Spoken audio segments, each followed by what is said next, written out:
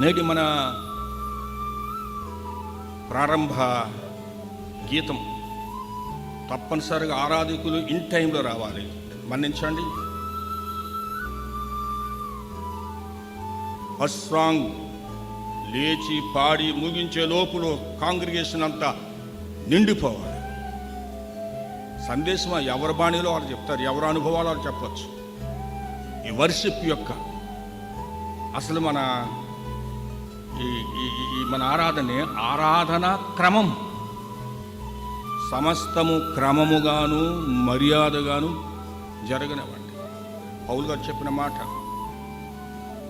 ఆరాధన క్రమం, భయం. నా వయసు మించిన పెద్దలు ఉంటే ఉండవచ్చు. నా చిన్నతనంలో 2-3 పాటలు పాడేవారు మా సిఆర్ గారు పల్లెటూరులో. 3వ పాట రండి ఉత్సహించనే పాట పాడేవారు. ఆ పాట పాడేటప్పటికి డోర్ క్లోజ్ చేస్తారు, రావడానికి వీల్లేదు. ఆ పాట పాడి ఆరాధన అయిపోయిన తర్వాత దయతో కూర్చోండి గురువుల వారు లేక సిఆర్ గారు చెప్పిన తర్వాత అప్పుడు డోర్స్ తీస్తారు సంఘ పెద్దలు, అప్పుడు రావాలి. లేకపోతే అంతవరకు స్టాండప్. ఇదనాన మనం నవనాగరికత ఎంతో పెరిగిపోయింది, జ్ఞానం పెరిగిపోయింది, అన్నీ పెరిగినాయి. కానీ మనం దేవుని సన్నిధికి రావడానికి మనం ఎంతో జాప్యం చేస్తూ ఉన్నాం.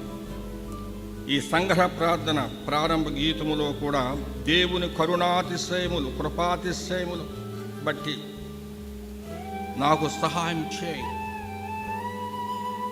మేము మా శక్తి చేత, మా బలము చేత మేము దేన్ని మేము చేయలేము, పొందుకోలేము. కానీ కేవలం నీ కృపా కనికిరాలను బట్టే మా కష్టాల్లో, మా ఇబ్బందుల్లో